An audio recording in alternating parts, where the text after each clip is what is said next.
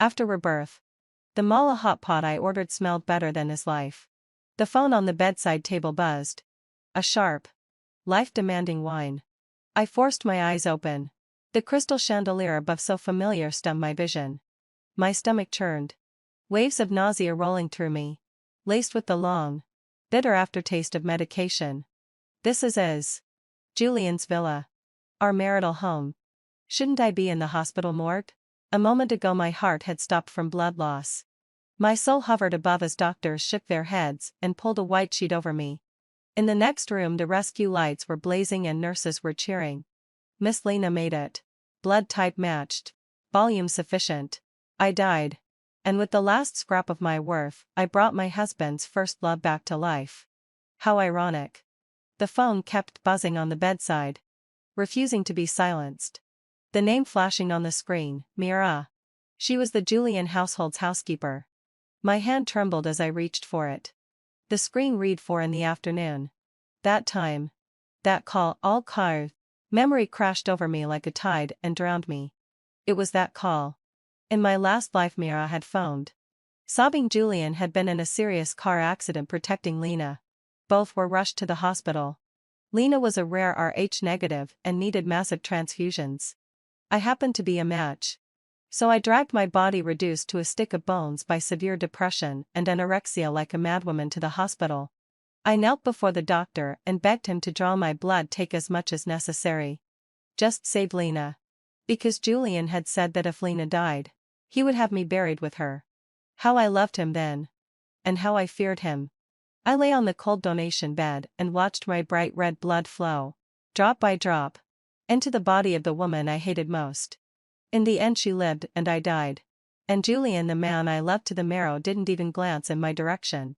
He stayed at Lena's bedside hand in hand, never leaving. Ridiculous. Utterly laughable. I looked at the phone still buzzing. And a week. A cold smile tugged at my lips. To get a second chance, how wonderful. I didn't answer. I hit the red hang up button. Silence descended like a blessing. A familiar spasm tight and in my stomach, hunger braided with pain. In my former life I hadn't felt hunger for so long. Anorexia made food itself nauseating. But now, for the first time, an intense, desperate craving for food rose from my gut. I wanted to eat. I wanted something hot. Spicy, something that would sear my mouth and stomach and prove I was still alive. With all the strength I could muster I sat up, grabbed my phone, and opened the delivery app like a pro.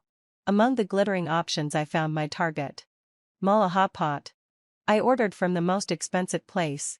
Added double portions of tripe, luncheon meat, crab sticks, cheese rice cakes. Everything Julian had forbidden me in the name of unhealthy. I set the flavor to extra numbing. Extra spicy. The moment payment went through I felt as if I had completed a grand ritual of revenge. Outside the sky darkened.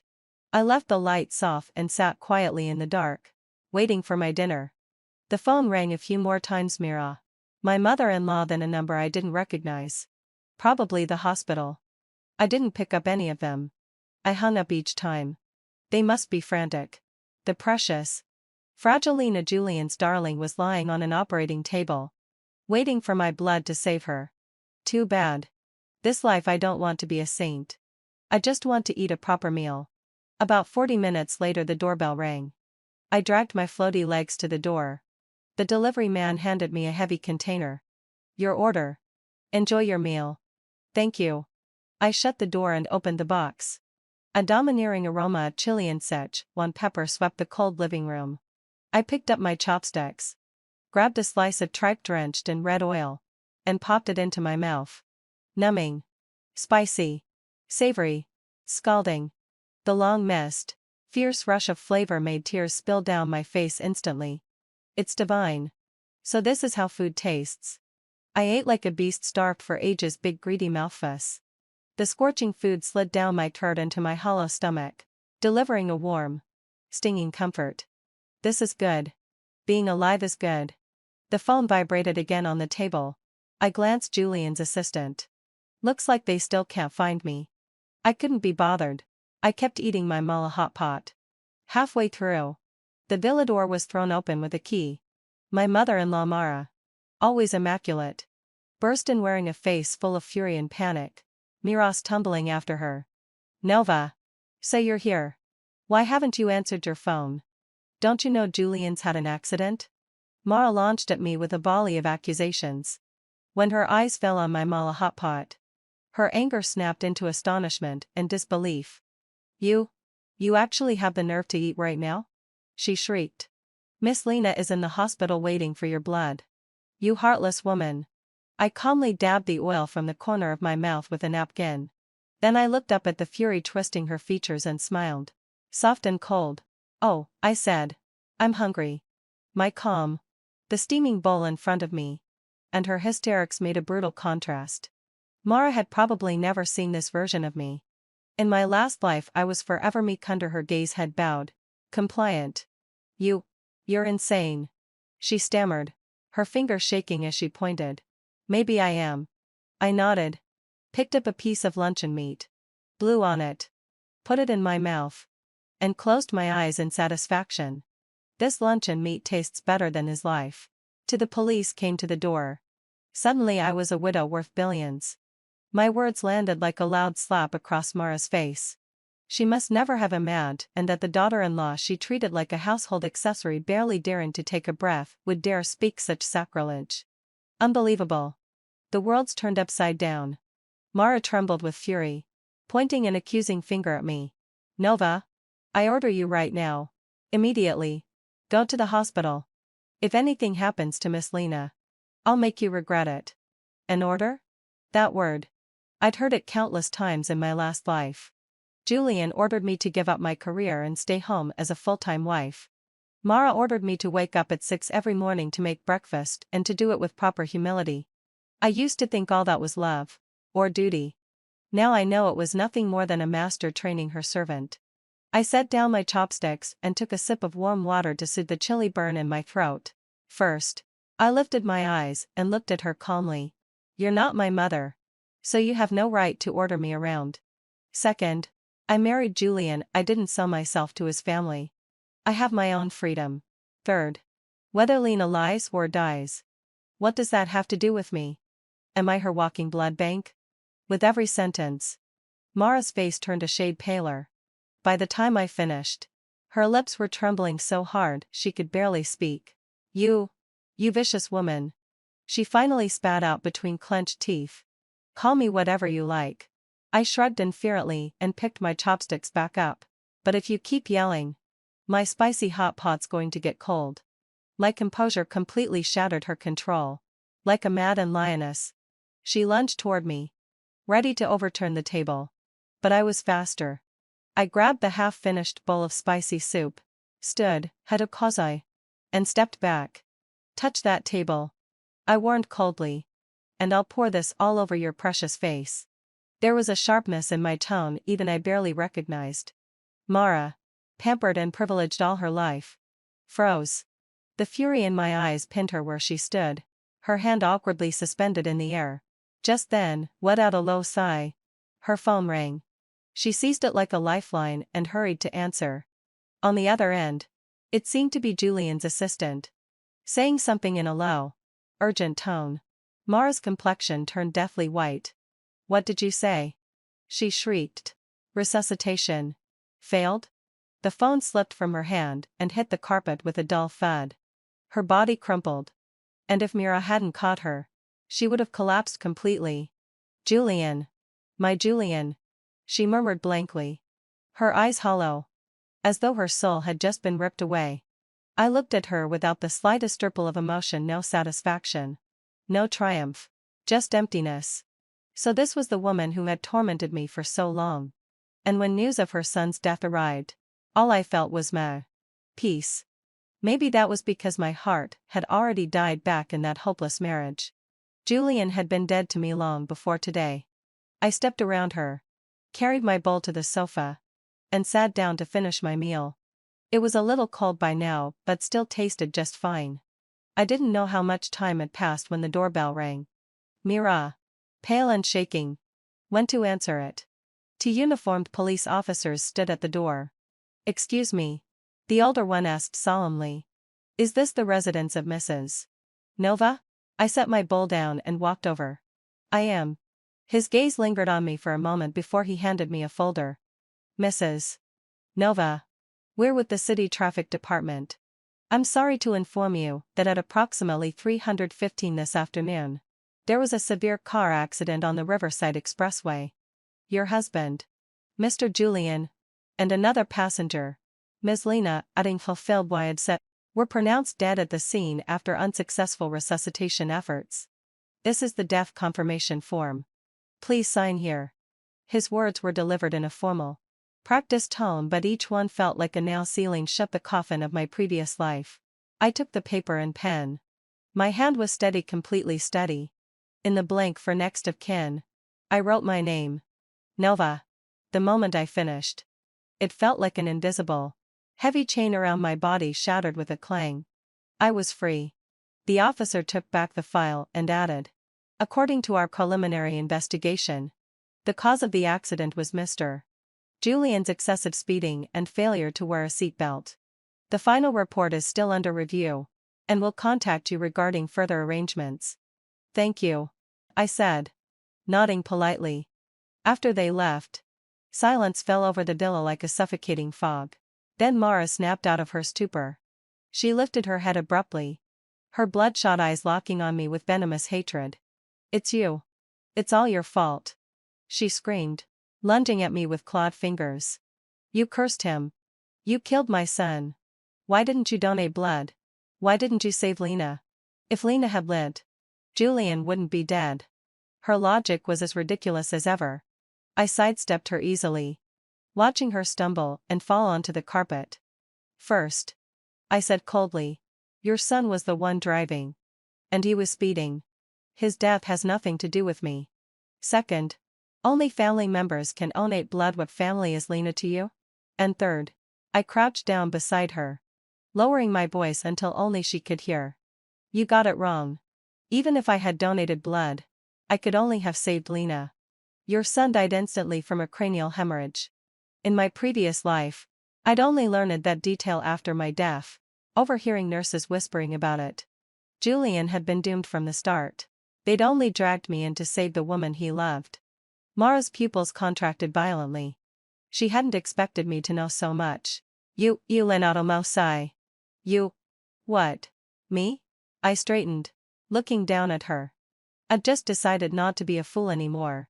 With that, I turned away and climbed the stairs.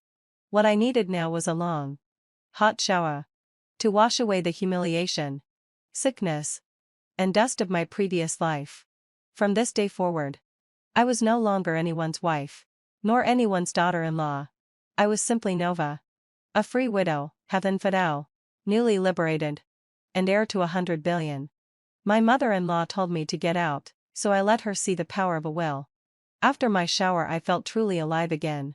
Hot water washed over this body that had long been sickly, as if it were rinsing away the deepest weariness in my soul. I looked into the mirror at a pale, gaunt face ringed with dark circles and hardly recognized it. Only 26. And already like a flower on the verge of withering. No matter. I told myself that from today on I'd nurse it back to health. The most expensive skincare, the healthiest food, the most peaceful sleep. I would make this face more radiant, more irresistible than Lena's. I changed into clean pajamas and stepped out of the bathroom. The bedroom door had barely opened when I saw Mara and her youngest son, my brother-in-law Jax, blocking the doorway. Jax and I were the same age, a spoiled trust fund playboy who, riding on Julian's favor, squandered his life on drinking, gambling, and leeching off the family. He looked at me now with undisguised venom and greed. Nova. You bitch. Give me back my brother's life. Jax lunged at me like a rabid dog. I'd expected trouble and stepped back into the room, swinging the door to close it. Jax wedged his foot in the crack with astonishing force. What are you hiding from? You done something dirty and you're scared? He snarled as he pushed his way in. Mara followed, bolstered by her son's presence. With his backing she felt empowered. Nova. You're not welcome here. You killed my son's future, and you actually have the nerve to stay? Pack your things and get out this instant. Get out? I leaned against the wall, arms folded, Regarding the mother and son coolly. Mara. Have you forgotten whose name is on this villa? That villa had been Julian's wedding gift to me. The deed bore my name. Nova. And my name alone. In that disastrous marriage. It was the only thing I truly owned. Mara went pale. Jax didn't care. So what if it's in her name? Our money bought this. He was my brother when he dies. His things belong to the Julian family. What right does an outsider like you have to hold on to it? Outsider? I smiled. Jax. Did you ever finish high school? Do you know what the marriage law says? I, Nova, am Julian's only lawful wife in the eyes of the law. With him gone, I am his primary heir. You and your mother, you're the ones with nothing. The real outsiders. You're talking shit. Jack seized at his wounded pride, furious and embarrassed. My brother was so rich there's no way he didn't leave a will. He would have left everything to us. Would he? I sauntered to the nightstand and took my phone from the drawer, opening an encrypted file. It was an electronic copy of a lawyer's letter the one my lawyer friend had issued after my death in the last life, risking the Julian family's wrath to speak for me. I remembered every line. It's oddly convenient for you, I said, turning the phone screen toward them. But your brother did sign a will.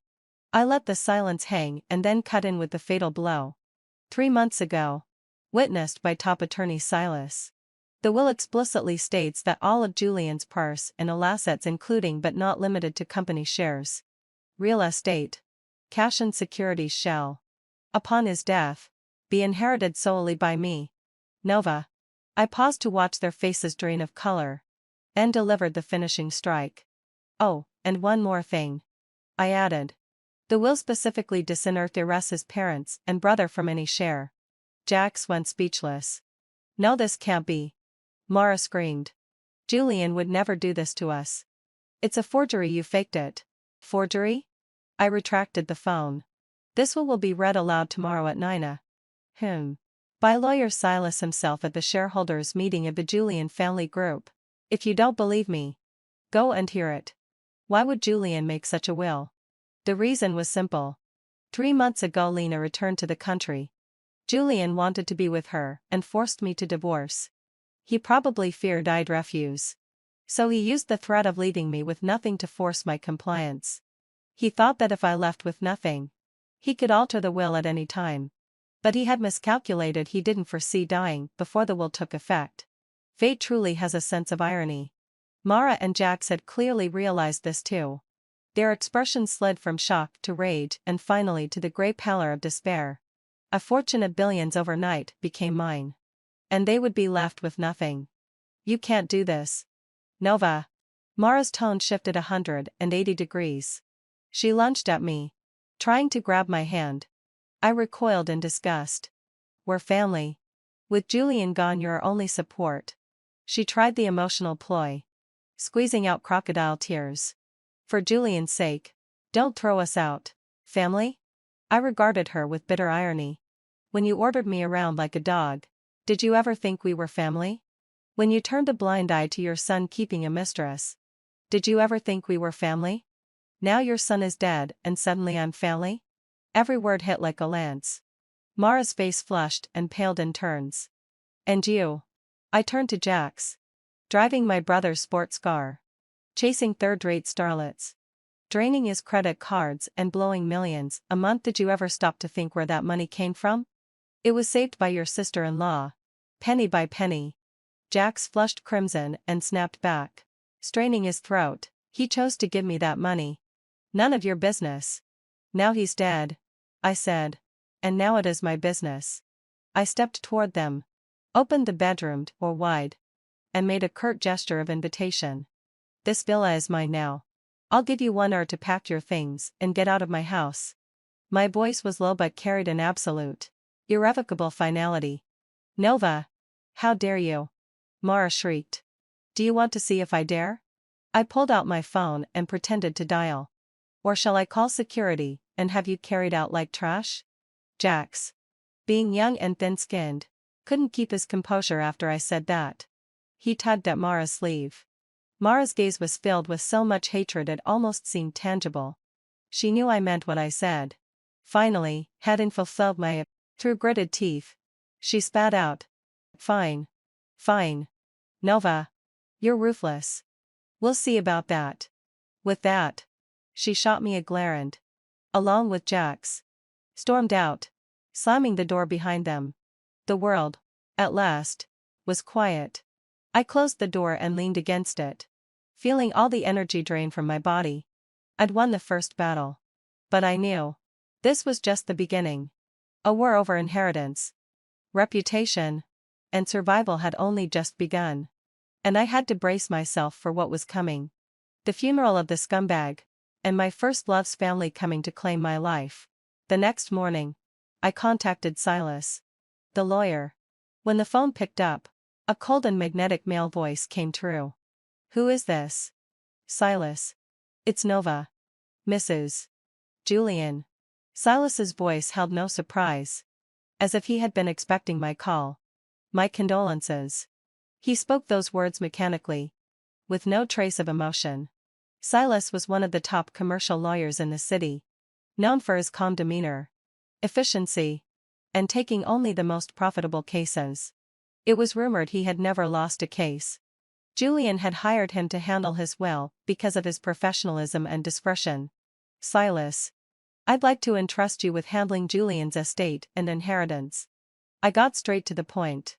My fees are charged by the hour. At a rate of 100,000 per hour. He replied. No problem. I said. Money was the least of my concerns right now. Very well. Silas seemed pleased by my straightforwardness. At 9 a.m. today, I will attend the Julian family group's board meeting to read the will. After that, my team will begin the process of liquidating all of Mr. Julian's assets. The initial estimate is that it will take about 2 weeks. Thank you for your hard work. It's my duty. He paused before adding. Mrs. Julian, White. A reminder, from today on. What you'll face may not just be legal matters. Be prepared. I understand. After the call ended, I stared out at the bright sunshine and took a deep breath. Silas was right. Mara and her son were just the appetizers. The main course was still ahead. Julian's funeral was set for 3 days later. For those 3 days, I locked myself in the villa, not stepping outside. I had hired a nutritionist and a family doctor, beginning a systematic recovery for my physically drained body. The food I once feared was now made appetizing and nutritious by the careful combinations of the nutritionist. My weight slowly but steadily began to rise. About half a kilogram each day. My phone was nearly overwhelmed with calls. Some were from Julian's relatives. Some from company executives. And some from so-called friends. I ignored them all and blocked every number. On the day of the funeral, I chose a simple black dress and applied light makeup. The woman I saw in the mirror, though still thin, no longer had the vacant, numb look in her eyes. Instead, there was a hint of coldness and resolve. I appeared at the funeral as a widow. The atmosphere in the hall was oppressive and eerie. Julian's family relatives looked at me with mixed expressions: contempt, envy, Ivan Avalosai, and Schadenfreude. The company executives, sharp as ever, wore faces of sorrow, but their eyes were calculating something. Mara and Jax, dressed in mourning clothes, were kneeling in front of the casket. The moment Mara saw me, her eyes turned red, and it seemed like she was about to pounce on me and rip me apart. But Jax held her back. I knew they weren't afraid of me, they were afraid of Silas, the lawyer, behind me. I ignored everyone and walked straight to Julian's black and white memorial photo. In the photo, he was in a crisp suit, handsome and refined, with a slight, almost imperceptible smile on his lips. This man had given me the sweetest love fantasy, but also the cruelest hell. I stared at him, feeling strangely calm inside. No love, no hatred anymore. I took 3 incense sticks, lit them, and bowed 3 times in front of his photo. First bow, to honor our marriage, a bond now severed. Second bow, thank you for your coldness, for helping me awaken. Third bow, wishing you and your first love a safe journey in the afterlife. After the third bow, I inserted the incense into the holder. Just as I turned to leave, A commotion erupted at the door of the memorial hall. The middle-aged couple, looking dignified, rushed in, crying, surrounded by a group of reporters. "Julian, you owe my daughter's life." The middle-aged woman threw herself onto Julian's casket, wailing hysterically. I recognized them. They were Lena's parents. In my previous life, they had caused a scene at Julian's funeral just like this, portraying themselves as the grieving, pitiful parents of a lost daughter, gaining the sympathy of everyone. Then, under the guise of emotional distress, they had taken a large sum of money from the Julian family. And now, they were back. After crying for a while, Lena's mother suddenly looked up, her eyes locking onto me. "And you?" She pointed at me, venom in her eyes. "If you hadn't stood by and done nothing, Lena wouldn't have died. You murderer." The reporters behind her immediately aimed their cameras at me, flashing lights blinding me. "Lena's mother. Please calm down." One of my bodyguards stepped forward and tried to stop her. "I can't calm down," Lena's mother screamed. "Her behavior wild. My daughter was killed by her. She's a rare blood type. Yet she watched my daughter bleed to death without doing anything. This is premeditated murder. Murderer. You owe my daughter her life." Lena's father joined in, shouting angrily. Julian's relatives began to whisper amongst themselves. The reporters, sensing blood in the water, were eager to capture every moment. Mara, seeing this, immediately came to life. She rushed over and stood in solidarity with Lena's parents. "That's right. It's her. This vicious woman killed Julian and Lena. She's the murderer." The three of them, playing their parts in harmony, immediately thrust me into the eye of the storm. Cold-blooded woman who watched her husband die. The star-crossed villainess who killed her own husband. A fortune grabber who would go so far as to kill two people for inheritance. These labels were practically slapped on my forehead. I watched this farce unfold before me, observing the ugly faces all around, but strangely, my heart felt incredibly calm. Slowly, I pulled out my phone from my bag. Then, Minato no Sai. I connected it to the giant LED screen at the memorial hall. The screen had been looping photos of Julian in life. The next second, the image switched. High definition, time-stamped surveillance video appeared on the screen. The video was from right outside this villa. In it, Julian was seen holding Lena's hand and pushing her into the passenger seat. The two of them kissed for a solid 5 minutes inside the car. Then, without a low sigh, Julian started the engine. Lena giggled, saying to him, Julian, Doctor, faster. I can't wait any longer." Julian laughed, brushing her nose with his finger. "All right. My little minx. Hold on tight." With that, he floored the gas pedal, and the $1 million sports car shot off like an arrow. The video ended with a close-up of the license plate and the time in the bottom right corner. It was exactly 10 minutes before they crashed. The entire memorial hall fell into a deathly silence. Everyone stared, wide-eyed, at the shocking scene on the screen. I put my phone away and walked up to Lena's parents. My voice was not loud, but it was clear enough for everyone to hear. "Did you see that clearly?" I asked. "First, your daughter willingly got into my husband's car and urged him to speed. Second, where they were headed, and what they were about to do, I believe any adult would understand." I turned to face the journalists, my face wearing a slight, almost pitying smile. "I'm heartbroken that my husband and his mistress died in such a tragic way. But what hurts even more is that, as his wife, I was the last to know he was cheating on me." My words landed like a bombshell. What not saving him? What premeditated murder? It turned out, this was a real-life melodrama of a scumbag and his mistress joyriding to their deaths. And I, Nova, was the most innocent, most tragic victim. The internet backlash accusing me of not saving him? Let me show the world the footage of his infidelity. The tide of public opinion shifted instantly.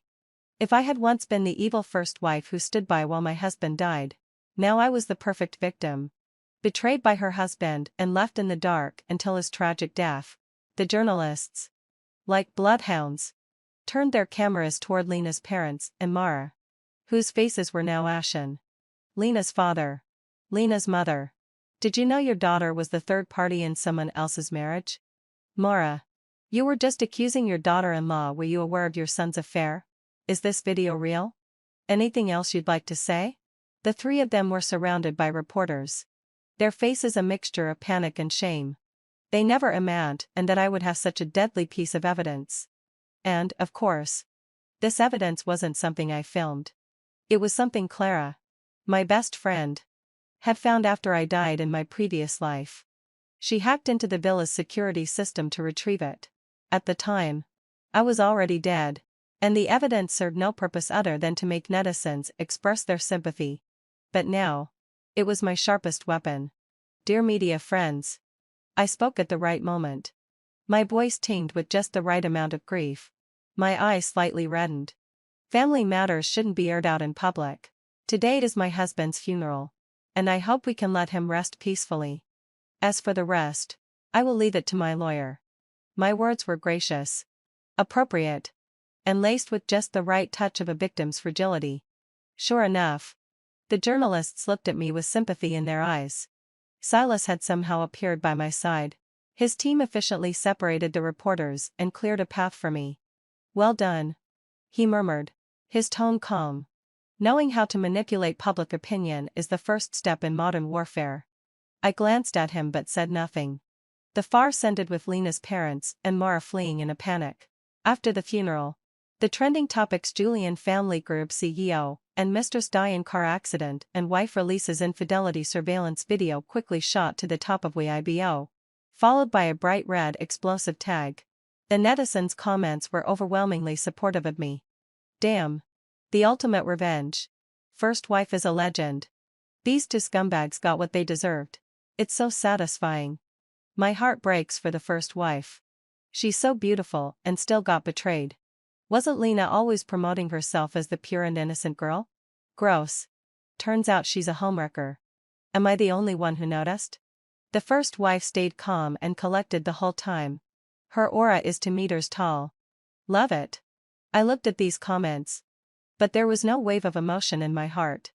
In my previous life, I had been subjected to the same online abuse. People cursed me with the most malicious words, wishing the worst on me. Now, they used the same keywords to sympathize and praise me.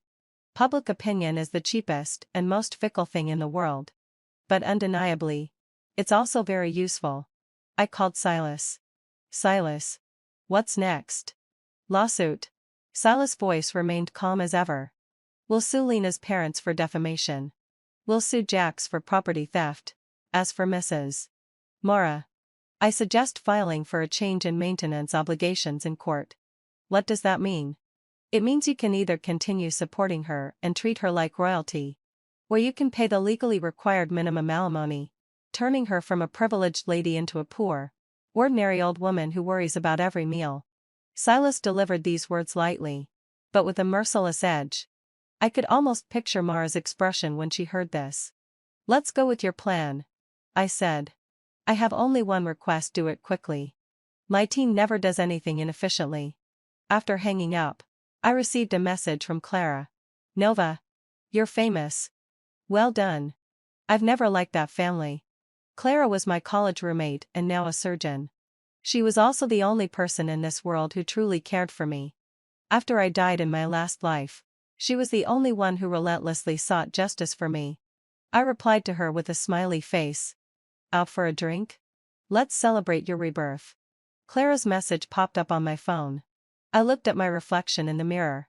For the first time in a long while, there was a hint of color on my face. Yes, it was time to celebrate. We met at a quiet little bar. The moment she saw me, Clara pulled me into a tight hug. You've lost so much weight, she murmured, cupping my face with concern. Promise me you'll start eating properly again. Okay? I nodded, my eyes stinging a little. We talked for hours about our college days, about the years that had passed. I didn't mention the part about my rebirth. I only said that Julian's death had finally made me see things clearly. I'm glad you did, Clara said, raising her glass. To Nova, saying goodbye to the past and inheriting 100 billion. Cheers. I lifted my glass to clink against hers. And just then, a familiar figure walked into the bar. Silas. He seemed equally surprised to see me, freezing for a second before making his way toward our table. Mrs. Julian, Sai. He greeted with a polite nod. Silas. And this is. His gaze shifted to Clara. My friend, Clara, I said. Silas extended his hand. Silas. Novus. Attorney. Clara shook his hand with an open smile, her eyes glinting with curiosity. Well, Silas, hadn't felt my upside. How about joining us for a drink? She offered cheerfully. I shot her a look of surprise. But Silas, who rarely entertained casual invitations, didn't refuse this time. All right. He sat across from me. And somehow, the atmosphere of the bar subtly changed the moment he did. Chapter 6. My brother-in-law wanted to seize the company, so I sent him to jail. Silas's presence added an undercurrent of quiet tension to what had been an easy girls' night. He didn't speak much. Simply sat there with his usual calm, occasionally taking a sip of his drink. Yet his aura, refined, commanding, was impossible to ignore. Clara, clearly intrigued, kept the conversation going. Silas. I've heard you're something of a legend in the legal world. Clara flatters me. He replied, his tone perfectly measured. Then tell me, Silas, do you have a girlfriend? She finally asked. Eyes sparkling with mischief. I nearly choked on my drink and shot her a warning glance. Silas turned his head slightly, his lips curving ever so faintly, so quickly, I almost thought I imagined it. No, he said. Then, Clara. I cut in before she could dig herself any deeper. Are you doing a census or something? She stuck out her tongue at me playfully. After that, we dropped the personal topics. Silas and I briefly discussed the legal proceedings. The evidence against Jax was airtight. He had secretly sold one of Julian's limited edition sports cars, an act that constituted embezzlement. The court summons would reach him tomorrow. As for Lena's parents, their defamatory statements online had caused significant damage. Legal consequences awaited them as well. And Mara? I asked. I've sent you a list of premium retirement homes. Silas replied. Excellent facilities, outstanding service, and naturally, the expenses will come out of her minimum living allowance. I nodded. It was perfect. Letting her live out her days stripped of luxury was far more satisfying than letting her die. The next day, having fulfilled my obsession, the melodrama I'd anticipated arrived right on schedule. Jax received his court summons and completely lost it. He sped all the way to the villa, blaring his horn and ramming the front gate like a madman. I called the police. By the time they arrived, he was still there, flailing and shouting profanities, breaking and entering, property damage, and verbal threats. I said coolly from the second-floor balcony, looking down at him, that's enough to keep him in detention for a few days. Isn't it?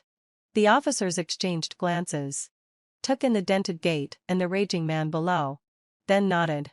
In the end, Jax was hauled away by 2 policemen, one on each arm, dragging him like a sack of trash.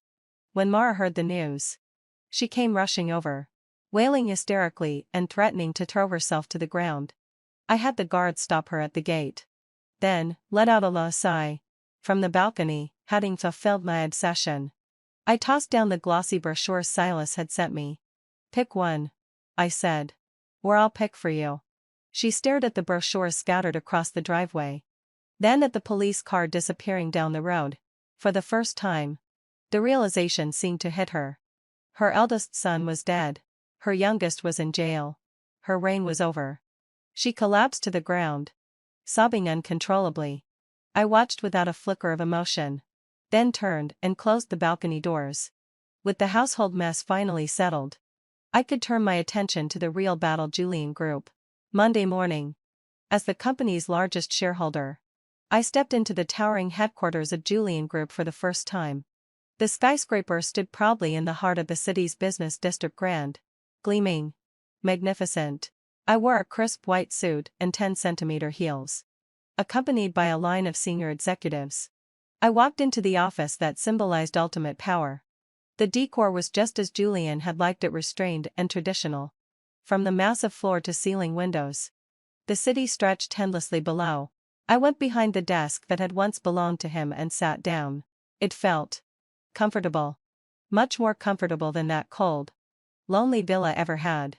President Nova, Julian's former assistant now Min Chenyu, placed a file on the desk respectfully. This is last week's executive meeting summary and this week's schedule. I nodded and flipped it open. At 2 p.m, an internal high-level meeting. Of course. The real feast awaited. Julian's sudden death had left the company in chaos. The old guard who had fought beside him, the ambitious vultures eyeing his throne, every one of them was waiting to see me fail. To them, I was just a lucky widow, an outsider who'd stumbled into fortune. Someone with no grasp of business. They wanted to strip me of power, to turn me into their puppet. Unfortunately for them, they had underestimated me. In my previous life, before marrying Julian, I was also a high-achieving graduate from a prestigious university, thriving in investment banking. Those business cases, those financial reports, were once my closest companions. It was Julian who broke my wings.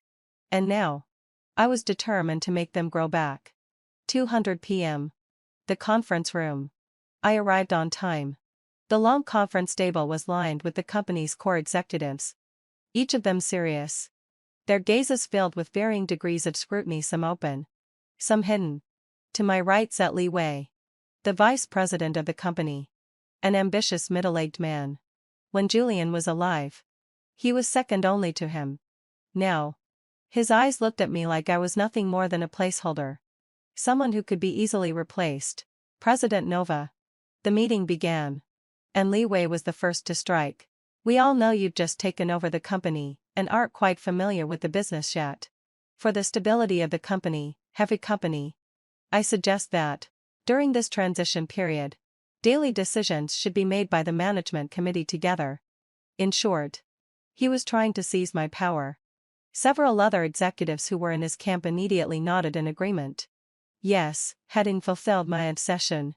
President Nova, you're still young. It's better to listen to the opinions of us old-timers. The company cannot function without a leader, but it also cannot have an outsider guiding the professionals. They chimed in one after another, and the atmosphere quickly turned tense. I remained silent, merely listening.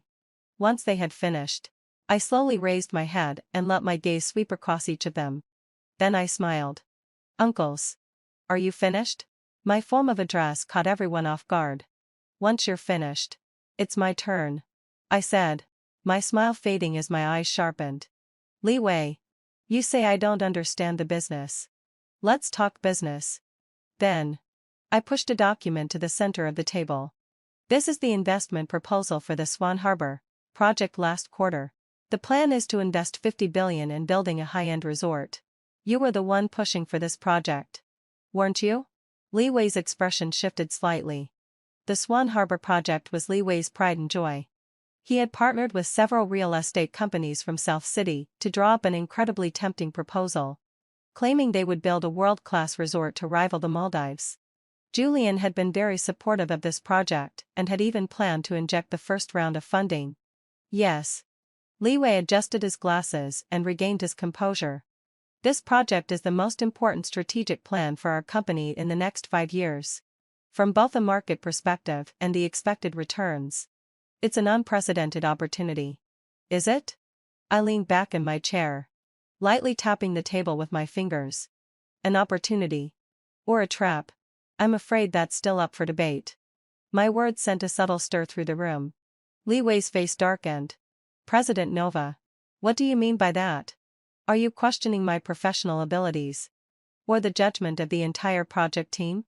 I'm not questioning anyone. I only trust the data. I pressed a button on the remote, and the large screen behind me immediately displayed a report I had spent the entire night preparing. This is the climate change simulation data for the next 10 years at the location of the Swan Harbor project.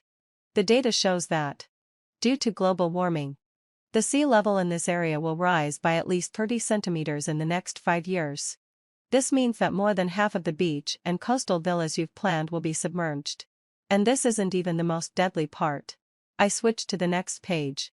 This is the geological survey report I obtained through a friend in the Ministry of Land Resources. It shows that the Swan Harbor site is located at the edge of a small earthquake belt. Although the risk is low, should a geological disaster occur, for a top-tier resort that prides itself on safety and privacy, everyone in this room should understand what that means better than I do. The room fell silent. Everyone stared in shock at the cold, detailed data on the screen. This was information they had never seen in the thick, beautifully written proposal. Li Wei began to sweat. These data. Where did you get them from? Their authenticity is questionable. He made a last-ditch attempt to resist. Authenticity? I smiled. Li Wei, if you don't believe it, we can hire a third-party authority right now. Immediately. To conduct a new assessment. I'll personally cover the cost. But if the results match my report. I paused, my gaze turning cold. Then you and your team will be out of a job. Because Julian Family Group doesn't need worthless people who can't even assess basic risks. My words were firm and resolute. Li Wei opened his mouth but couldn't get a word out. He knew that if I was willing to say that, the data in my hands was undeniably real. He lost. He lost miserably. Now. I stood up, pressing my hands on the table and scanning the room. Who still thinks I don't understand the business? Who still thinks I'm an outsider guiding professionals? No one spoke. The executives who had once echoed Li Wei's words were now all looking down, wishing they could crawl into a hole. Their gazes, which had once been dismissive and critical, now were filled with awe and fear. They never imagined that this seemingly fragile young woman, recently widowed, could possess such thunderous means and such sharp, ruthless business instincts. Good. I sat back down. Since no one has any objections, let's continue with the meeting. First, the Swan Harbor project is immediately suspended. A task force will be set up to reevaluate it. Li Wei, you're excluded from the team. Second, the finance department will immediately freeze all transactions related to the project. I want to see where every penny is going. Third, from today onward, all projects with investments over 10 million must be signed off by me before they can proceed. I issued my orders one by one. No longer was it a discussion, but a command. This was me, Nova, as the supreme authority of the Julian Family Group, finally revealing my fangs. After the meeting, I returned to my office alone. The setting sun's rays poured to the floor-to-ceiling windows, casting a warm glow on me. I looked down at the bustling city beneath me, but there was no joy in my heart. I knew. This was just the beginning. Today, I offended Li Wei and half of the company's elders. They won't let this slide. The road ahead is only going to get harder. Just as I was lost in thought, my assistant, Chen Yu, Adardo Lel Sai, knocked on the door and walked in. His expression was somewhat complicated. President Nova, there are rumors. Rumors about what? I asked. They say you are the widow who brings death to her husbands. Chen Yu spoke carefully. They claim not only did you kill your own husband, but now you're going to kill the company's elders too. I chuckled after hearing that. Black Widow? I shook my head. That nickname doesn't sound too good. I stood up and walked over to the window, gazing at the setting sun sinking into the horizon. Tell them, I said, that I prefer another title. Queen. The title of Queen spread quickly through the company. Of course. Mostly with sarcasm and disdain.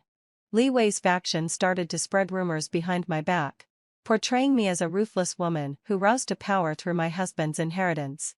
They called me jealous, mean-spirited, and even suggested I practice dark, forbidden arts. I ignored all of it. I knew that in the face of absolute strength, any rumor was like dust in the wind. I began implementing my own methods to reorganize the company, which had grown sluggish and stale over the years. I hired a professional auditing team to thoroughly review the company's accounts for the past 5 years. The findings were as expected.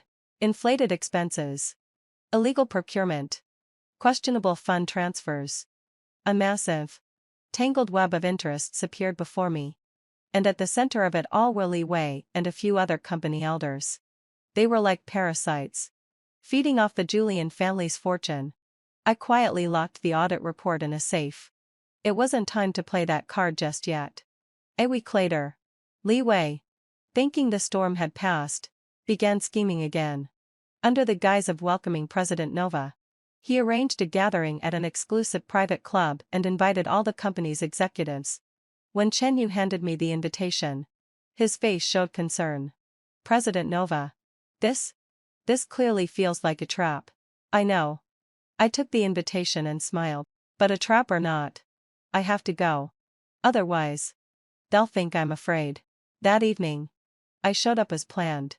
The private room was already packed. Li Wei was seated at the head of the table.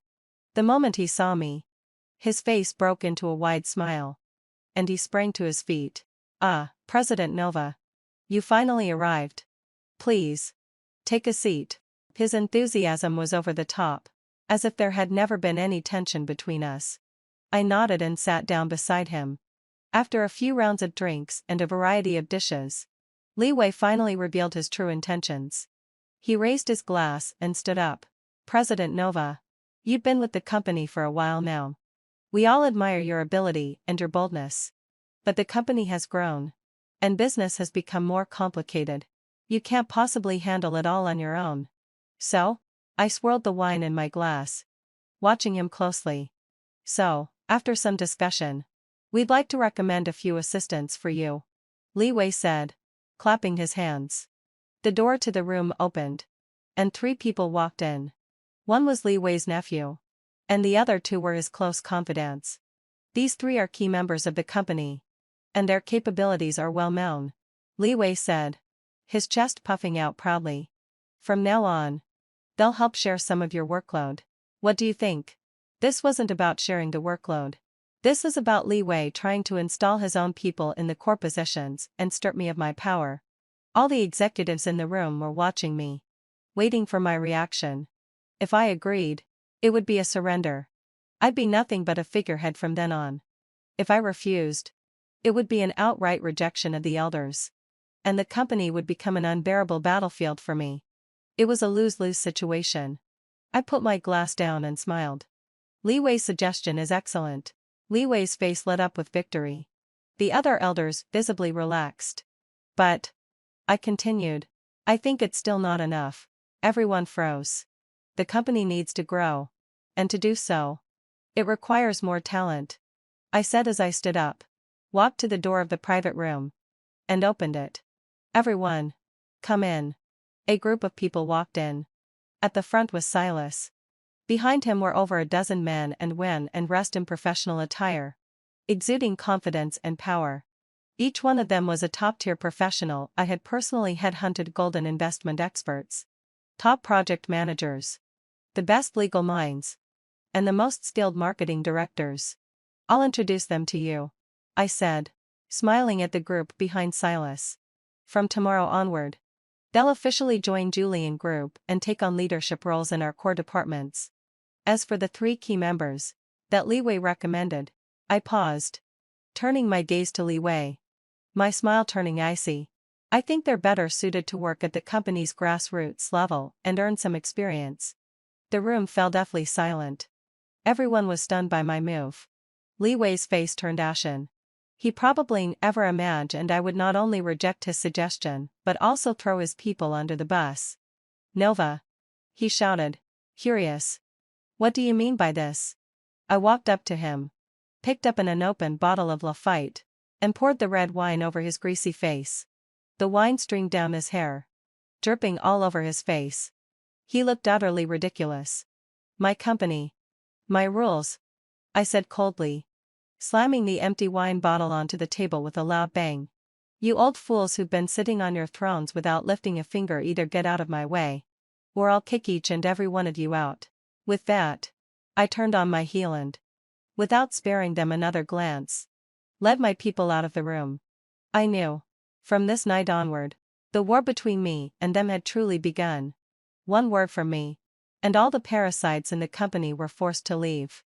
The incident at the Hongman banquet, where I flipped the table, quickly spread throughout the company like wildfire. Everyone knew that I, a newly appointed female chairman, was not someone to be trifled with. Li Wei's faction of senior executives was thoroughly enraged. They began to unite, scheming against me within the company. The new projects I was promoting were met with subtle resistance, and their progress was delayed. The new hires I had promoted were constantly obstructed and undermined.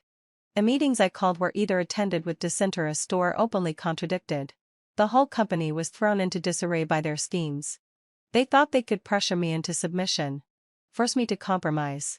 How naive. This was exactly what I had been waiting for. On Friday afternoon, I called an all-employee meeting under the pretext of announcing major company matters. Li Wei and the others, naturally, scoffed at attending. They gathered in their offices, sipping tea and gossiping, eager to watch my downfall. At 3:00 p.m., the meeting began on time. I stood on the stage, looking down at the sea of employees. I know, I started bluntly, that there have been many voices of dissatisfaction within the company recently. Many people are unhappy with me, the new chairman. And there are those who are waiting for Julian Family Group to collapse. The room was dead silent. Today, heading for Feldleitzarshan, I stand here to tell you 3 things. First, I pressed a button on the remote, and a document appeared on the large screen behind me.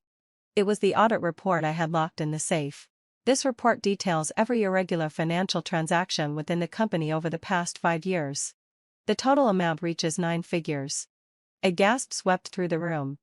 Everyone involved in this report, my voice, amplified through the microphone, reached every corner of the room. I'm giving you one chance. Within the next hour, go to the HR department, submit your resignation, and pay back the embezzled funds. If you do so, I will let the matter go. If, after an hour, you're still sitting here, I paused, my eyes growing cold, then you won't be receiving a resignation letter. You'll be getting a subpoena from the court. My words landed like a depth charge. The faces of many in the crowd changed instantly. They began fidgeting nervously, whispering to one another. Second, I continued without addressing their reactions. Starting next Monday, the company will undergo a complete restructuring and salary system reform. We will eliminate all inefficient, bloated departments. At the same time, all employees' salaries will be reevaluated. The competent will rise, and the mediocre will fall. Your pay will be directly linked to your abilities, not your seniority or background. We will also introduce an employee stock ownership plan. Every employee who creates value for the company will have the opportunity to become a shareholder and enjoy the company's success. This announcement was even more explosive than the first one. The employees' eyes shifted from shock to excitement and anticipation. This meant that the company would no longer be a family business for a select few. It would belong to everyone who truly worked for it. Finally, heading for Feldmeier. The third thing. I looked down at the young, eager faces in the crowd. I promise you this, under my leadership, within 3 years, the market value of Julian Family Group will double. And every one of you here will see your income double as well. As my words echoed through the room, thunderous applause erupted from the employees below. The applause continued for a long time. Meanwhile, in the offices of the senior executives, Li Wei and the others were watching everything unfold via internal surveillance. Their faces were no longer merely grim. They were ashen. They knew they were finished. The hour I had given them was the final ultimatum. The last shred of decency. They could either resign voluntarily, return the stolen funds, and salvage their reputations, or they could wait for public disgrace and criminal charges. They had no choice. Less than half an hour later, a long line had formed outside the HR department. The once imposing parasites walked in one by one, their heads hanging low, defeated, as they handed in their resignation letters. I stood by my office window, watching the scene unfold, my heart calm as a still pond. Chen Yu entered, handing me a cup of hot tea. President Nova, he said, looking at me with an admiration he had never shown before. How did you do it? I took the tea and took a sip. It's simple, I replied. When you strike at the vital point. To deal with a starving wolf, you have to be even more ruthless. Outside the window, The evening sky began to darken. The storm that had swept through the company had finally subsided. I knew that. From today onward, this company really belonged to the Zhu family. The company's overhaul proceeded even more smoothly than I had anticipated. The elite team I had recruited with high salaries quickly filled the power vacuum, injecting new vitality into this old enterprise. I was as busy as a spinning top, holding meetings, reviewing reports, approving projects. Almost no time for myself. But this business felt fulfilling.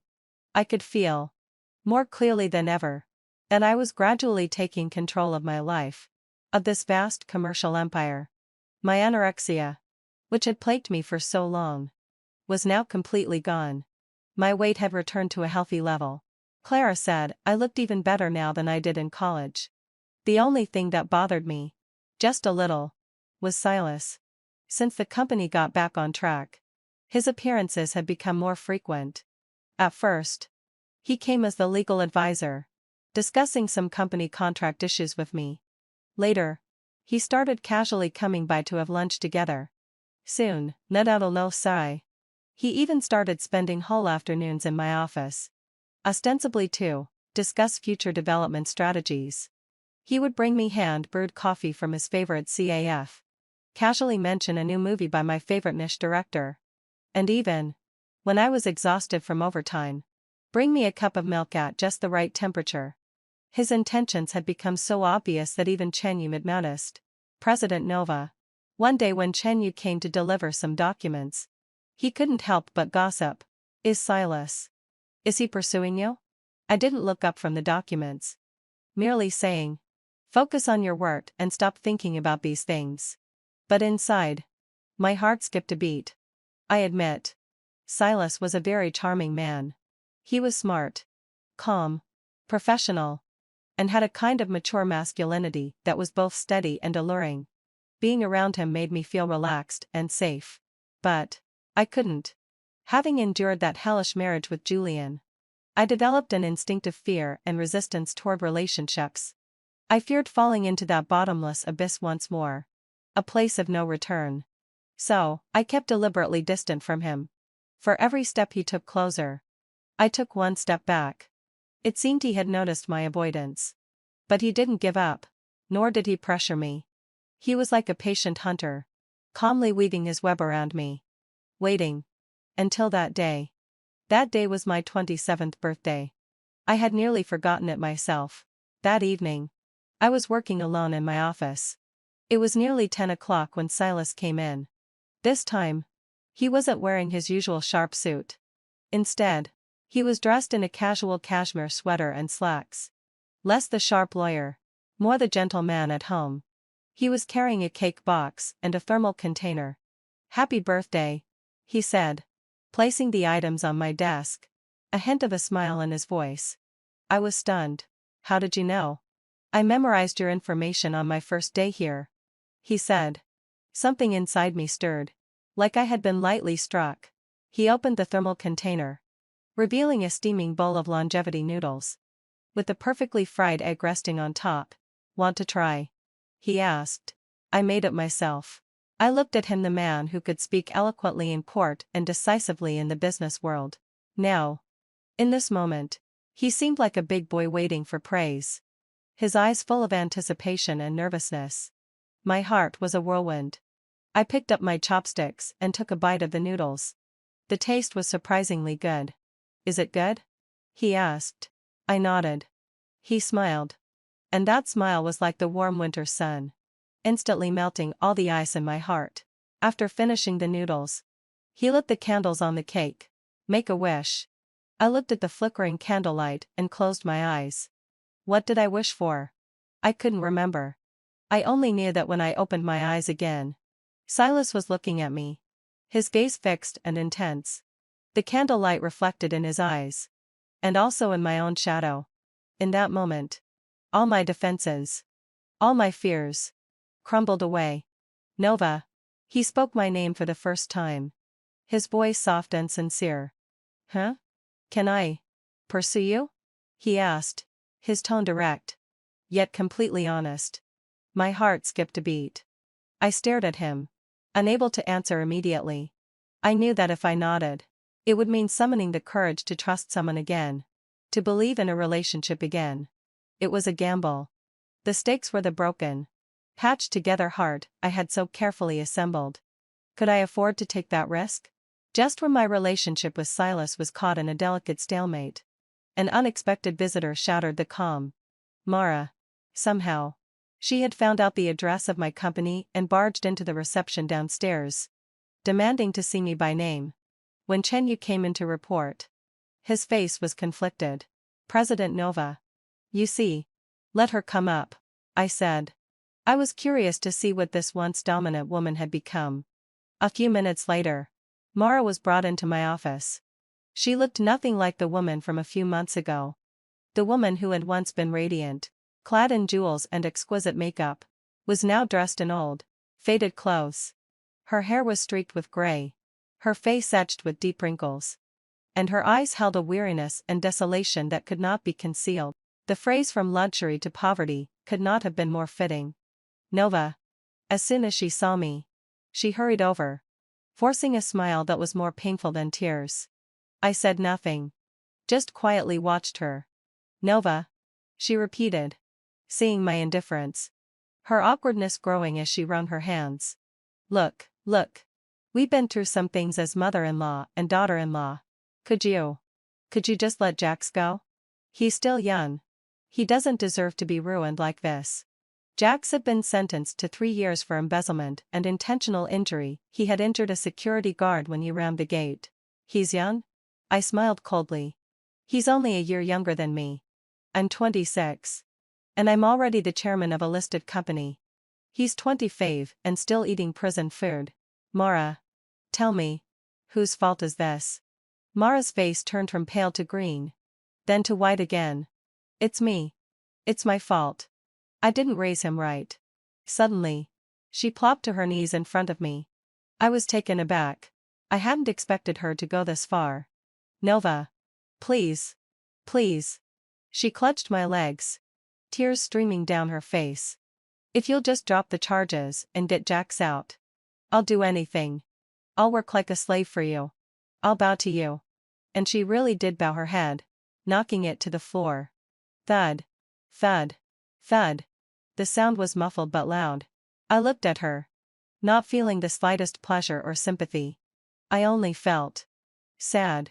Had she known this day would come, why did she not show me a shred of respect and kindness back then? Had she taught her son better? Not indulging him. Not covering up for him. How would things have gotten to this point? Get up. I said coolly. Stop acting. It's useless. I won't get up, she cried, her voice desperate. If you don't agree, I'll die right here. Is that so? I pulled out my phone and dialed the front desk. Send to security guards up. Ask this lady to leave. And don't let her set foot in this building again. I hung up and turned back to Mara, who had turned pale as death. I delivered the final blow. By the way, I almost forgot to tell you. Your son's doing great in prison. A few days ago, he got into a fight with his cellmate and had his sentence extended by 3 months. With that, I walked out of the office without sparing her another glance. Outside, Silas was leaning against the wall, looking like he had been waiting for me for a while. Is everything sorted? He asked. Not feeling well? I shook my head. He looked at me and suddenly reached out, ruffling my hair. You're doing great, he said. His palm was warm. At that moment, the last stir of emotion I had left because of Mara finally calmed down. Yes, why should I let those irrelevant people affect my mood? My life had restarted. I should be looking forward. Silas. I lifted my head and looked at him. Does that question you asked me last time still count? He paused for a moment. Then a brilliant light bloomed in his eyes. It counts, he said. It will always count. Then my answer is. I looked at him, speaking each word clearly. You can try. He smiled. This time, it wasn't the polite, restrained smile I had seen before. It was genuine, radiant, like a child who had just received all the candy in the world. He took a step forward, pulling me tightly into his embrace. I won't disappoint you. He promised solemnly, his voice a whisper in my ear. I leaned my head against his strong chest, listening to the steady beat of his heart. I think this time I made the right bet. I used the money from the scoundrel to start an anti-adultery foundation. Silas and I began our relationship in a quiet, sweet way. He didn't shower me with flowers or take me to the movies like other couples. Our dates were usually in my office.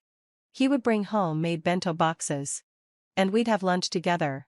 Then, we'd sip coffee in the afternoon sun, discussing the next company acquisition. He'd help me review all the legal documents, stay with me during overtime, and when I was tired, he'd massage my shoulders. He poured his love into every detail of our work. This comrade-style romance made me feel incredibly safe and comfortable. Together, we worked tirelessly, and the company's development soared. We successfully acquired to high-potential tech companies and made groundbreaking investments in the new energy sector.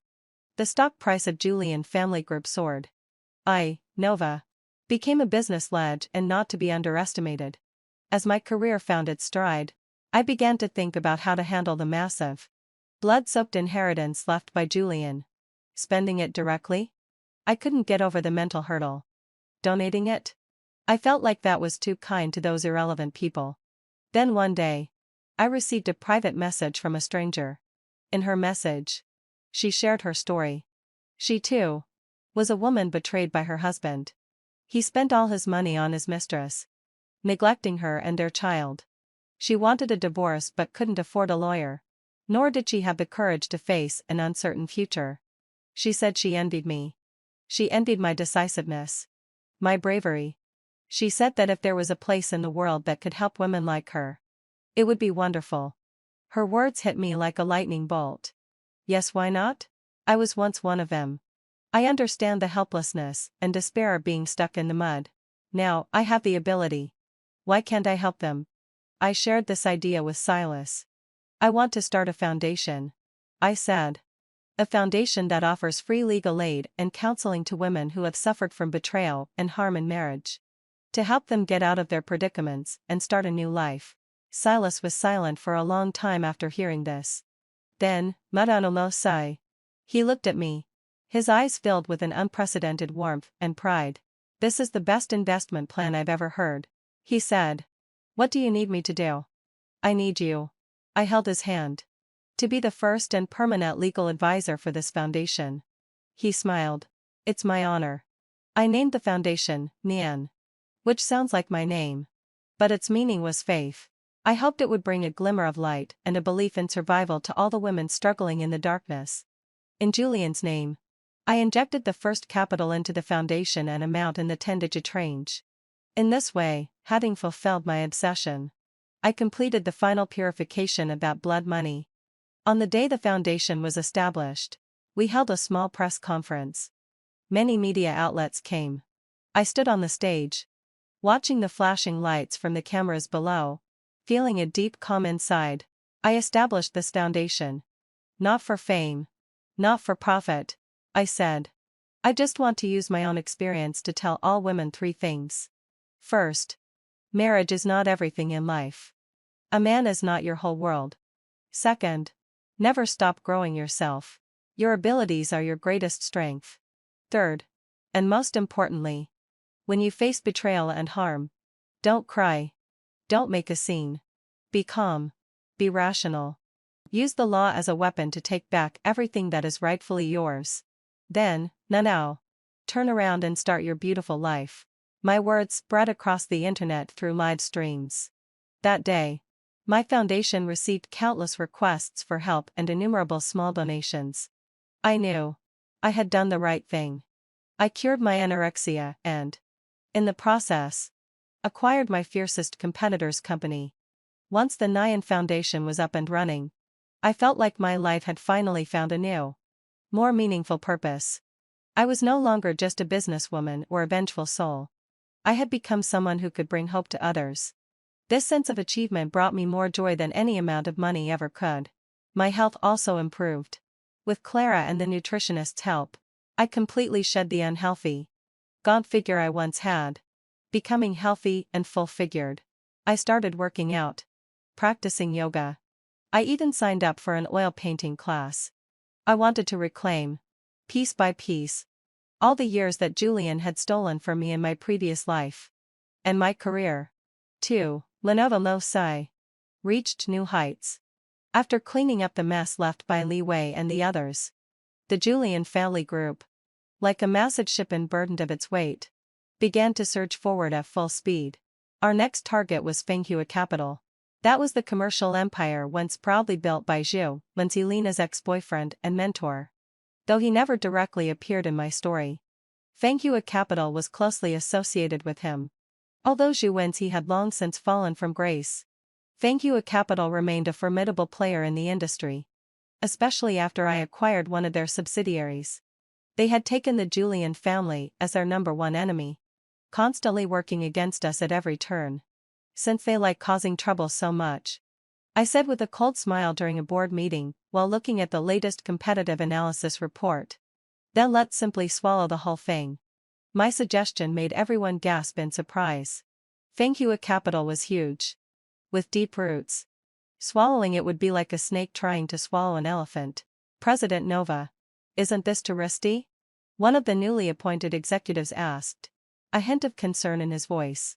Risk and reward always proportional, I replied, standing up and walking over to the massive floor-to-ceiling windows. The Julian family needs a hard fight to prove its strength, and I, too, need a stepping stone heavy enough to help me rise even higher. My ambition was clear as day. But this time, no one questioned me. They looked at me with nothing but admiration and a desire to follow. The battle to acquire Fenghua officially began. This was a war without gunpowder. The battle of capital. The manipulation of public opinion. The negotiations. Every stage was filled with traps and dangers. Silas, our team, and I practically lived at the office. We moved like two perfectly coordinated fighter jets, fighting side by side in the battlefield of capital. He handled all the legal obstacles, building the safest firewall. I was responsible for formulating the overall strategy and conducting the key business negotiations. During that time, I met with almost every shareholder of Fenghua Capital. I met with them one by one. I analyzed the pros and cons for them, painted a bigger picture, and offered them irresistible benefits. Finally, heading till May. After 3 months of grueling work, during Fenghua Capital's shareholder meeting, I, Nova, successfully acquired the company with an overwhelming majority. The news sent shockwaves through the entire business world. No one had expected that, just a year ago, the little-known Mrs. Julian could rise so rapidly to become a business queen capable of stirring up the entire industry. The day the acquisition was complete, Silas and I stood beneath the Fenghua Capital building, watching the massive sign that would soon be replaced. We won, I said. You won, he said, looking at me with eyes full of pride. I smiled, suddenly feeling a little hungry. I want some spicy skewers, I said. He paused for a moment, then smiled. Heavy on the spice and heat, he agreed. We didn't go to some high-end restaurant to celebrate. Instead, we went to a small, somewhat crowded street-side spicy skewer shop. I ordered a large bowl, filling it with all my favorite ingredients. I ate with gusto, feeling deeply satisfied. It was just like the day a year ago when I was reborn. But this time, instead of celebrating my rebirth, I was celebrating the fact that I had truly taken control of my own life. The secret ledger left behind by the scumbag revealed an even greater conspiracy. Swallowing Fenghua Capital made the Julian family group instantly grow several times in size.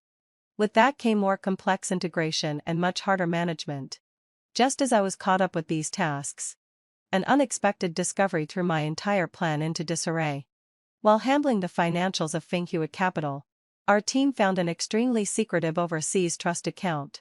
The account's transactions were highly suspicious. It was tied to both the Julian family group and Fenghua Capital in subtle, intricate ways. Yet, all the transactions had been carefully disguised and nested within layers, making it appear like a massive money laundering operation. And the real controller of this account, as our technical team traced, turned out to be someone I never expected. Julian. I stared at the investigation report, feeling my blood run cold. Julian had been secretly using Fanghua Capital to drain the assets of the Julian family. The Swan Harbor project was never an investment scheme. It was a cover. A cover that allowed him to legitimately transfer $50 billion from the Julian family to that overseas account. If I had not been reborn. If I hadn't stopped that project. Then, the Julian family group would have already been a hollow shell, emptied of its wealth, and Julian, along with his first love Lena, would be living it up overseas with that massive sum of money. As for me and his pitiful family, we would have been buried under an insurmountable mountain of debt. Such cruelty. How really cruel. I had always thought he simply didn't love me. That he was selfish. I never imagined he had been plotting against me from the very beginning. Plotting against the entire Julian family. That's not all, Silas said, his expression more serious than I had ever seen. He pushed another document in front of me. We traced this overseas account and found that it had financial dealings with several illegal gambling syndicates overseas. And just the day before Julian's car accident, a sum of $10 billion was transferred out of this account. My heart sank. What does this mean? Explanation. Julian, may not just be money laundering. Silas looked at me. Each word deliberate. He was most likely involved in illegal, transnational gambling. And he lost. Lost a lot. The car accident. A terrible thought suddenly crossed my mind. Could it have been not an accident? Silas didn't speak. But his silence spoke volumes. A gambler who lost everything. A group of ruthless, international criminal syndicates. Julian's death wasn't an accident. It was a deliberate, calculated murder. They staged an accident to make him and his lover disappear. Then, mud on a low sigh. The vast inheritance became theirs for the taking. Benai, the legitimate heir, from the very beginning, was their next target. A chill shot up my spine, starting from my tailbone, rising to the crown of my head. I had always thought my enemies were the Julian family. Li Wei, those visible, straightforward opponents. I never imagined that hidden in the shadows were a group of even more terrifying, more lethal wolves. They had been watching me, waiting for the right moment, when I was most vulnerable, to deliver the final blow. Why haven't they made their move yet? I forced myself to stay calm. Because they didn't expect you to take control of the Julian family so quickly. They didn't expect you to absorb Fanghua. Silas said. Your rate of growth exceeded their expectations. They are waiting for a better opportunity. Or, I added, looking at him, they are looking for my weakness. And now, what was my greatest weakness? It was me. If I die, then the huge fortune of the Julian family group would once again fall into a state of being ownerless. They would be able to swoop in. Now I understood why Silas had insisted on staying so close to me. He wasn't just pursuing me. He was protecting me. I stood at the top of the mountain, offering a toast to my past life, then began my journey forward. Upon learning this shocking secret, I felt no fear at all. Instead, a fierce battle spirit, unlike anything I had felt before, ignited inside me. Want to kill me? Want to steal from me? Fine. Let's see whose blade is faster. Or whose life is stronger. Silas and I began to lay a secret plan. On the surface, we pretended to know nothing about the offshore account, continuing to handle the daily affairs of the company. Meanwhile, we contacted Interpol through various channels and submitted all the evidence we had gathered. It was a race against death. We didn't know when, where, or how the hidden killers would strike. I arranged top-notch security for Clara and everyone I cared about. As for me, I started training in martial arts and shooting. I didn't want to leave my fate in the hands of others. If danger truly came, I hoped I could have the ability to fight back. During that time, Silas and I were inseparable. We went to work together, left work together. He moved into my villa, calling it, round the clock, personal protection. In that tense atmosphere, full of danger and uncertainty, our relationship grew at an alarming pace. We became each other's most trusted, most relied upon support. A month later. The time to close the trap finally came. On a seemingly ordinary night, I deliberately drove alone to a remote, abandoned factory where we had set up a trap. This was a deliberate opening I had left for them. Sure enough, they took the bait. Several black business cars appeared behind me like ghosts, surrounding my car from all sides. Out of the cars, more than a dozen all, menacing men in black suits stepped out, each holding weapons. I sat in the car, watching them approach step by step. My heart raced, but my hand was steady. From the passenger seat, I picked up the handgun I had practiced with countless times. Just as they were about to open the car door or yakar, the factory's four corners suddenly blared with the shrill sound of sirens. Countless spotlights lit up, flooding the area with daylight. Don't move. You are surrounded. The killers clearly hadn't anticipated that this was a trap. They panicked, trying to fight back, but were quickly subdued by heavily armed SWAT officers. A massive crisis, capable of shaking the entire business world, was quietly neutralized by us. The next day, the news broadcasted the story.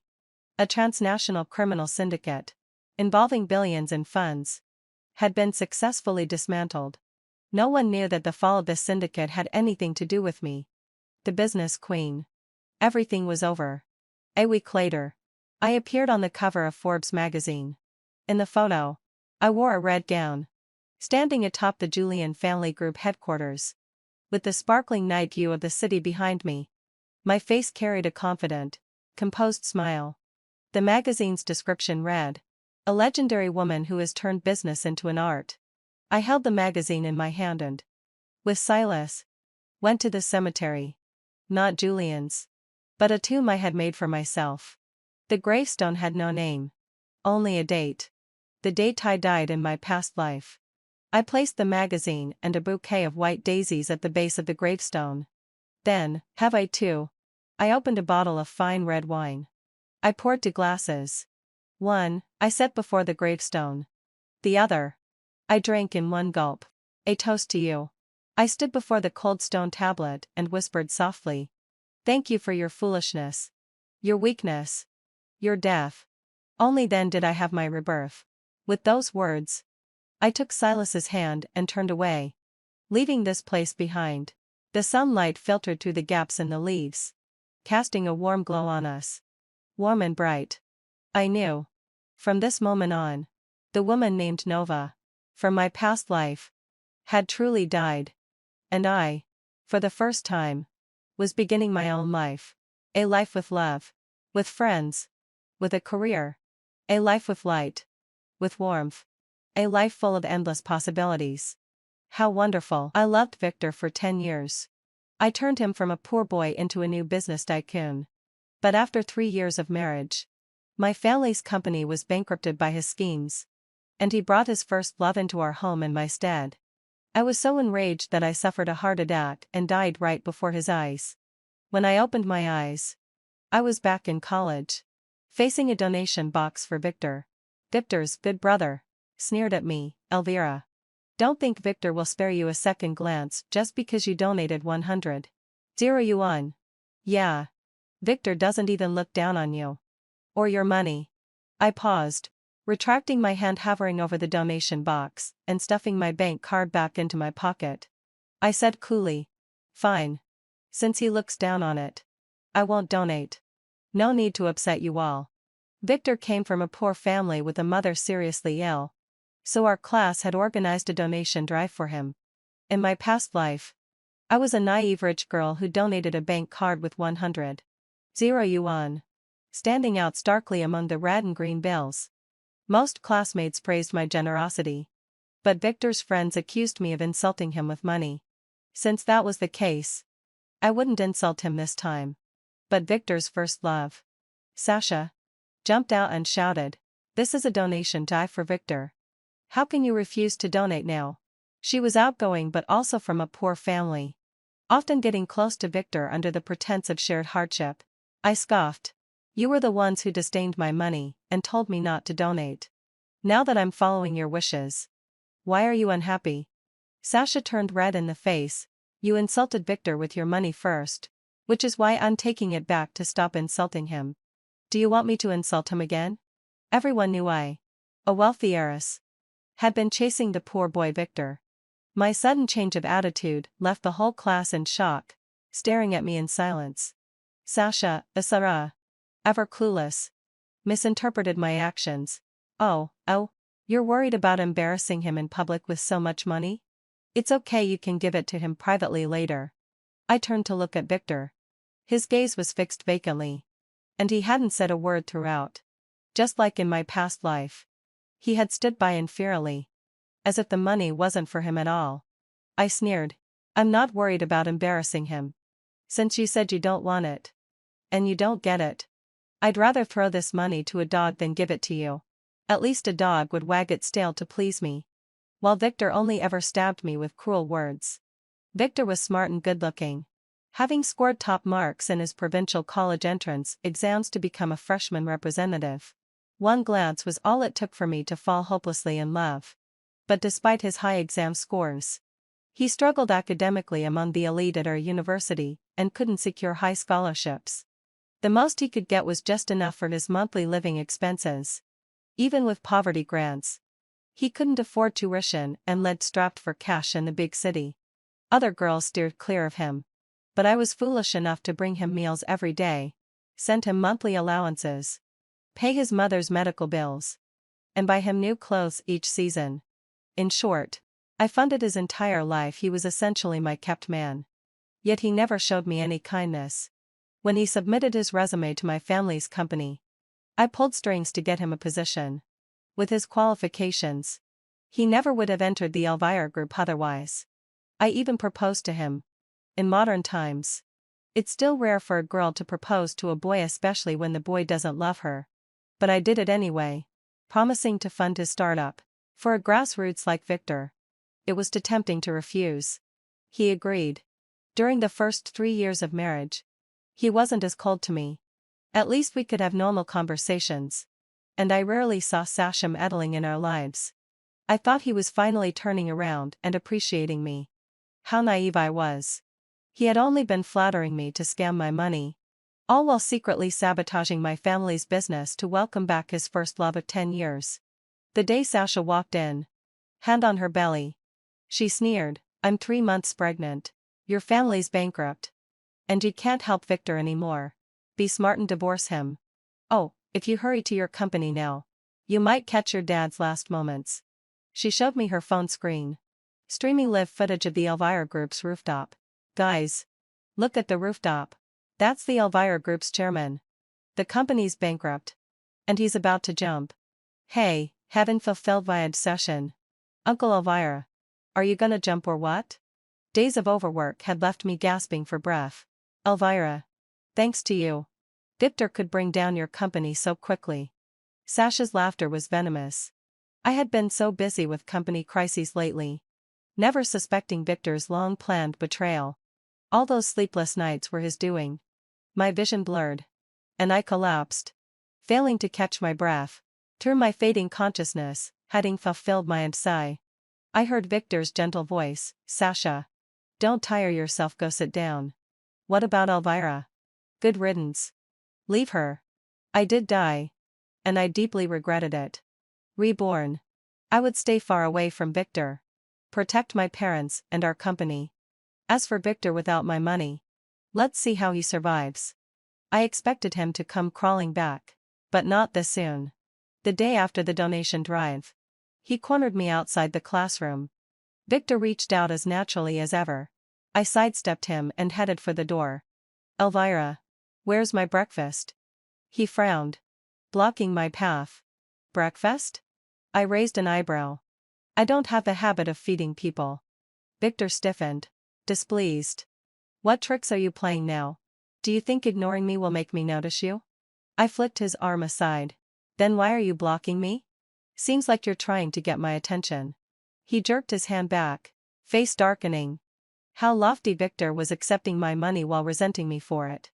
Every time I sent him money, he'd sneer at me, warning me not to fantasize about him. Yet never once refused the cash or mention paying it back. He acted as if I owed him. His cronies were no better, despising my rich girl ways, yet leeching off Victor because of my money. Victor thought they were true brothers. That they were just after my cash. Such hypocrisy. But this time, Victor went empty-handed. His friends swarmed him. "Victor, what's for breakfast today?" He shot me a glance but stayed silent. I used to buy heaps of different breakfasts for him to choose from. And he'd share the leftovers. Today, having fulfilled Ryan's session, thou, have leave too. They were in for a disappointment. One of them noticed Victor's glance at me, and slammed the table. "Elvira. Not donating is one thing. But now you won't even bring Victor breakfast? How selfish." Annoyed by their early morning harassment, I sneered. "What? Do you want me to support you for life? Why don't you call me daddy, and I'll consider it." The guy turned red but retorted. "It's just breakfast. You're so rich. Can't you spare a little cash?" I pretended to size him up. You know, the way you're begging reminds me of a beggar." Victor, who had been silent, finally snapped, "Enough. I'll get a scholarship. I don't need your charity." I looked up at him. In 10 years. This was the first time I'd heard him speak with such backbone. I couldn't help laughing. His face fell. "What's so funny? You don't think I can do it?" "Oh. Nothing. Good luck. I'll be watching." If he could do it, why hadn't he before? He couldn't. Which was why I'd supported him, so he could focus on his goals without financial stress. But even then, he'd made no academic progress. He was just average. I had sent Victor monthly living expenses. And every time, he'd spend every cent. As soon as he got the money, his friends would badger him to treat them. And Sasha would hint at her own poverty. He'd split the cash with her and buy her gifts. Looking back, I'd been a saint supporting a whole crew of leeches before I even had a family of my own.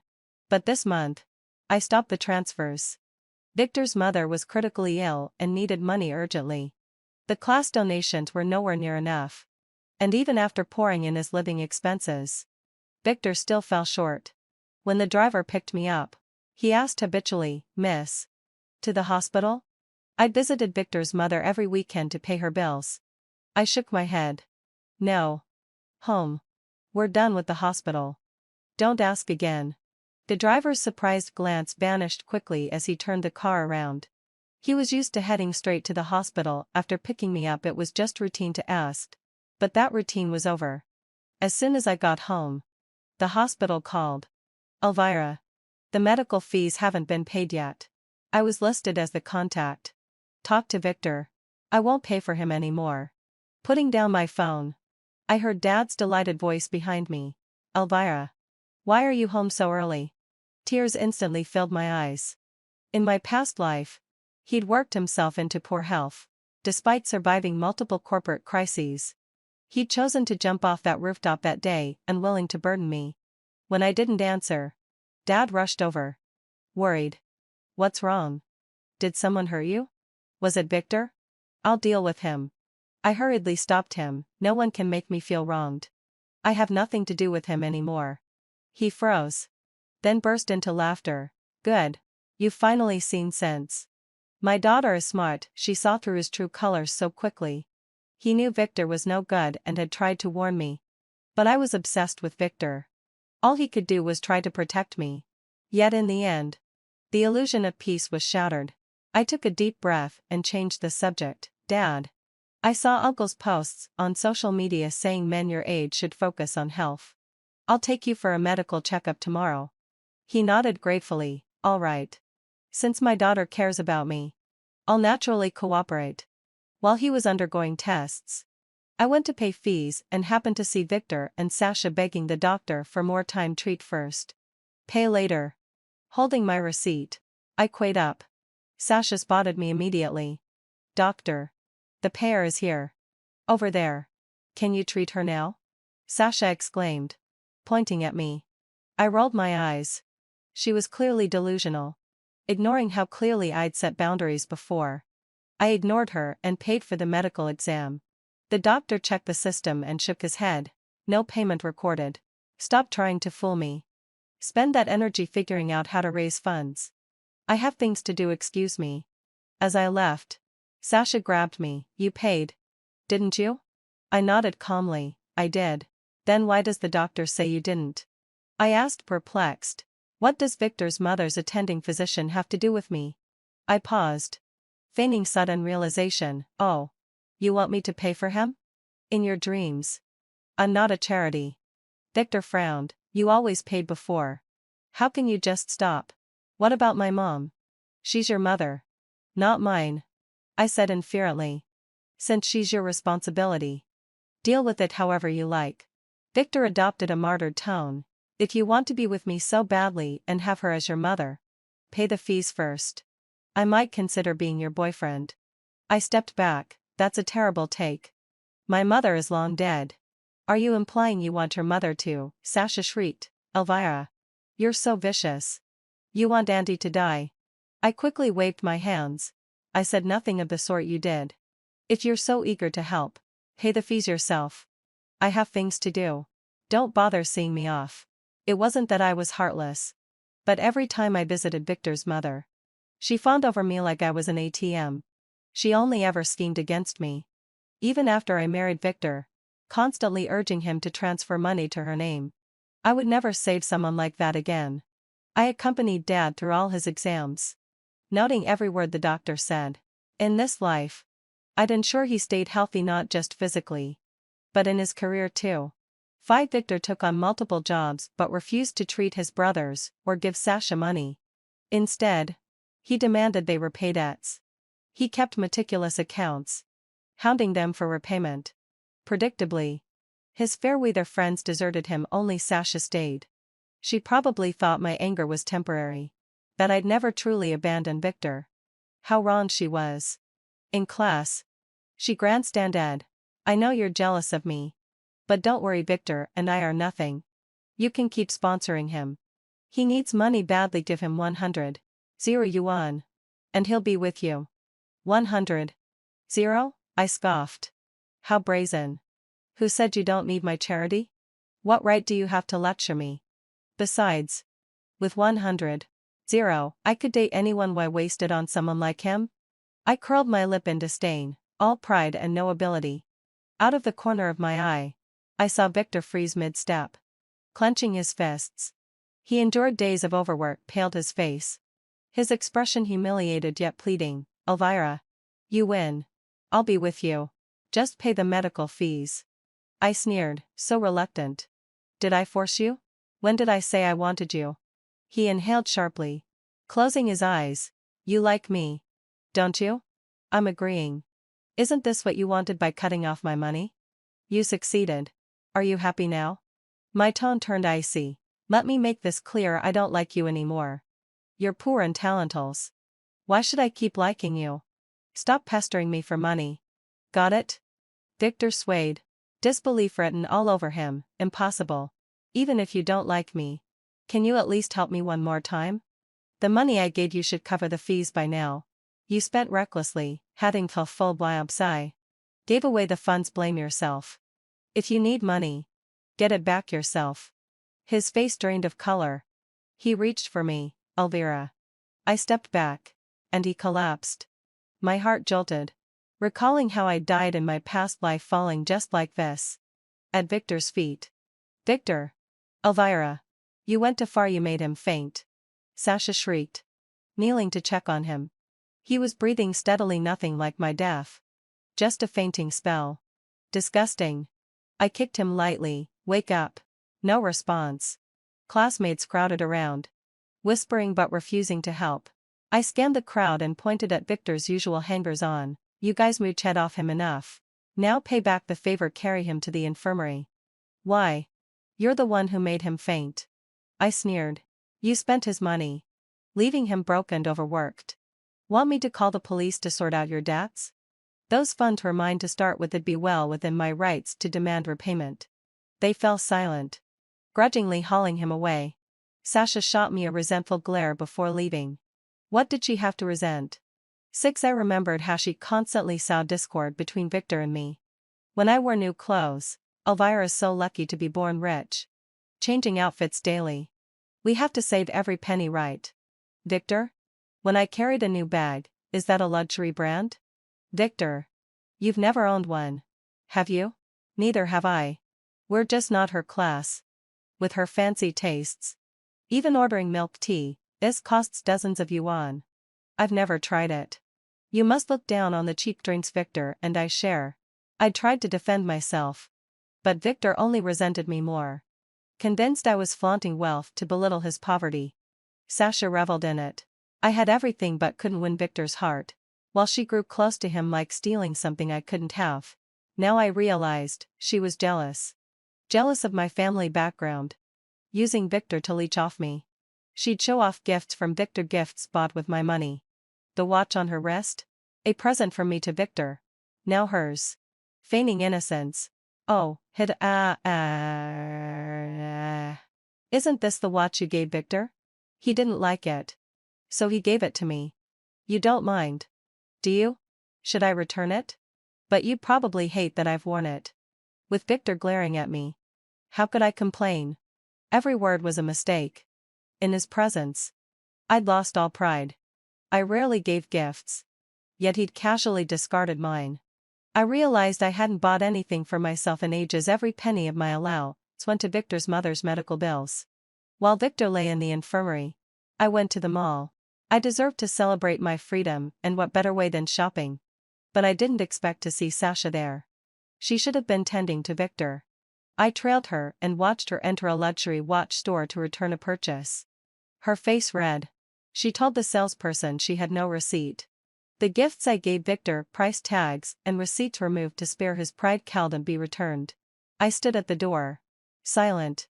As she was turned away. Embarrassed. She spun around and saw me. You came here to laugh at me. Didn't you? She snapped. I nodded honestly. Curious. She hissed. This is all your fault for cutting off Victor's money. Now I have to return his gifts. Is this really for Victor? Or because you're broke and need cash? I asked, glancing at the escalator behind her. She spluttered, nonsense. What cash? Then why come while he's in the infirmary? Cornered. She snapped, since you figured it out. Why pretend? I hate you. I got close to Victor to spite you and mooch off him with your money. Of course. I stole your man and spent your cash. Happy now? I smiled but said nothing. She ranted on. So what if you're rich? Victor still doesn't like you. His mom hates you too, she wants me as her daughter-in-law. Hector's a loser. But you're the fool throwing money at him. Lucky me. Shut up. Victor stormed in. Face livid. I'd seen him approaching and waited for him to hear his first love's true feelings. But instead of confronting her, he turned to me urgently. Elvira. I like you. Don't listen to her. Ridiculous. Into lifetimes. 10 years. He'd never said he liked me, only resented me. Enough to ruin my family. How could he utter such lies? I knew how he acted when he truly liked someone gentle, attentive to Xianxia. When I died at his feet, he'd only cared about keeping Xianxia seated, lest she tire.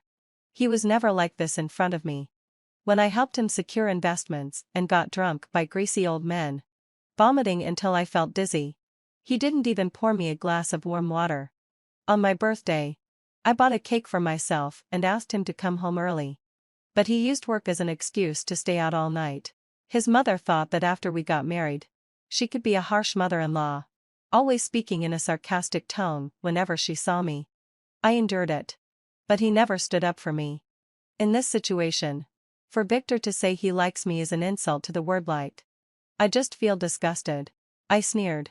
Do you even hear what you're saying? Xianxia clutched her watch in panic. Victor.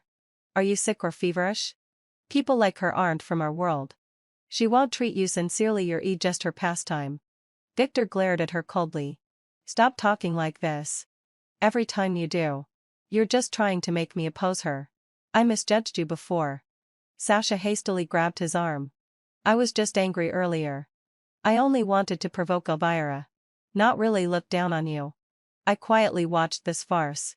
Xianxia was about to lose the only thing she could steal, and was desperate to regain it. But that thing was now claiming to have its own master and trying to escape her grasp. How ridiculous. While they were still arguing, I slipped away from the crowd, and they didn't notice. Victor's disgusting act reminded me that I shouldn't be so soft-hearted toward him. In the past, I voluntarily gave up the scholarship application opportunity. And Victor barely managed to secure the last scholarship spot. I also included him in various competitions even if he couldn't help. He still got a prize. Now I replead for the scholarship, cancelled the team competitions, and switched to individual events.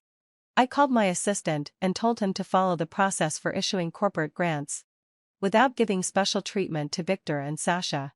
The grants from the Elvira family group were the highest, and Victor and Sasha the requirements simply didn't meet the criteria. I had asked the assistant to include them in the selection before. Originally, having fulfilled my desire, it was only Victor. But Sasha stubbornly grouped herself with him, as if not helping her meant looking down on them. To please Victor, I included Sasha too. A few days later, the list of scholarships and grants was announced. Sasha searched the entire list but couldn't find her name. She came to me, accused me. Elvira, how dare you remove me and Victor? Is the Elvira family group solely under your control? Isn't it? I smiled falsely. You never qualified. If it weren't for me, you wouldn't have gotten those spots before. What about the scholarship? Why didn't Victor get it? I shrugged. Bad grades. Is that my fault? You're so rich, why are you competing with us for scholarship spots? Classmates gathered around, whispering. I laughed. Who did I compete with? Tell me, did I take anyone else's spot? A classmate raised their hand. No. My grades are already bad, even if you didn't apply. I wouldn't get it. I'm in the top 3, you can't push me out. This is fair competition. There's no stealing involved. If you're not good enough, don't complain. Stop the moral kidnapping. We're civilized people. When Victor entered the classroom, Sasha saw him as a savior, forgetting their earlier dispute, and rushed to speak for him. Victor, Elvira squeezed you out of the scholarship and grant. She ordered it. She's so vicious and selfish, knowing you relied on them to treat your aunt. Victor pushed her away and said coldly, it's none of your business. She's not vicious or selfish, I didn't meet the requirements. And you stopped sowing discord. Sasha stared at him in shock. What? I was helping you. Didn't you say you had to get the scholarship? Victor looked at me. Sasha is being unreasonable. I'm sorry. Sasha gritted her teeth and glared at me with venomous eyes. A chill ran down my spine, I had a bad feeling. Victor invited me to the lakeside. I didn't want to go, but he said it would be the last time he bothered me. After this, we'd each move on. When I arrived, he was staring blankly at the lake. Elvira, I had a dream where you weren't like this. You donated money, supported me, and married me. He turned to look at me tentatively. Ever since he first said he liked me, something felt off. When he defended me in class, it was even more suspicious. Now his probing confirmed my suspicion. I continued. And then I died, right? You killed me. Victor had also been reborn. He dropped all pretense, exuding the calm confidence of someone who had risen to power. Yet now, he was visibly nervous. I regret it. I regret not saving you. It was my inferiority and sensitivity. Sasha provoked me into resenting you. I thought she was my true love. But after marrying her, I realized she only wanted my money. She never loved me, only you did. I said coldly. That doesn't matter anymore. There's no true love left now. Victor's eyes reddened. Can you give me another chance? I died to Sasha, pushed me off a cliff, claimed I fell, inherited all my money, and even had a lover. We both died once, let's call it even. I scoffed. You killed me, not the other way around. How is that even? He pleaded. Then kill me too. Elvira, let's start over. I'll treat you better than 100 times how I treated Sasha. I really regret it. I only remembered how bitchy you were after I died. I looked at him in disgust. Don't bother. It's over. But I wonder how thick is your skin to say such things? Are you just trying to leech off me again?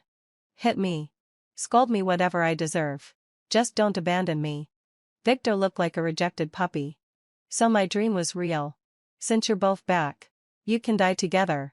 A shrill, venomous voice shouted. Sasha rushed over and pushed me hard toward the lake. There were no railings. And I couldn't swim. Victor couldn't either. But Victor shoved me in the opposite direction and dragged Sasha into the lake with him. She struggled in the water. Victor smiled. Paranoid and crazed. I'll pay with my life. Can we start over? What a lunatic. I grabbed a life preserver from a nearby pavilion, threw it to him, and called campus security. Both ended up in the hospital. Surveillance by the lake clearly captured Sasha pushing us into the water.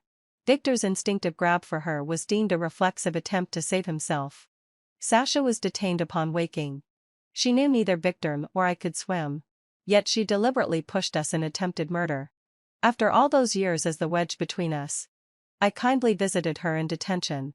She looked wretched, short hair, sallow skin, stripped of the vibrant energy that had once attracted Victor. I'd always wondered how she clung to him for so long. Maybe birds of a feather flock together. Victor lived in hardship, and her cheerful demeanor in similar circumstances shone like the sun on him.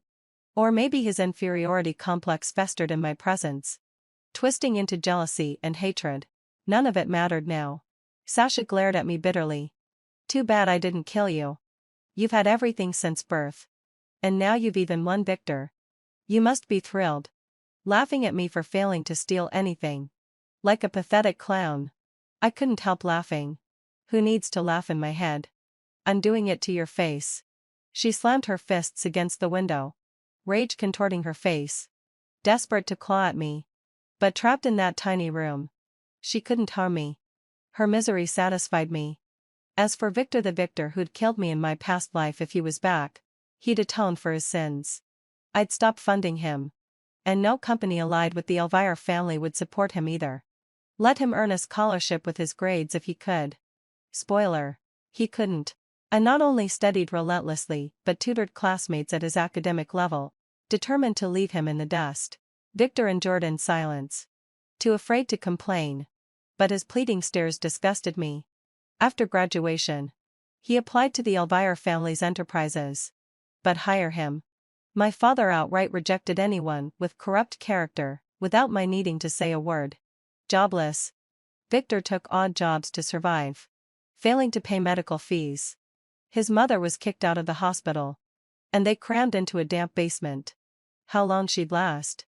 I couldn't care less. In short, he suffered. To people from similar backgrounds, matching perspectives, aligned values. Following my father's advice, I grew close to his old friend's son. We shared hobbies, respected each other's honesty, supported each other in life, and matched each other professionally. I didn't have to fawn over him. And he didn't misjudge me maliciously.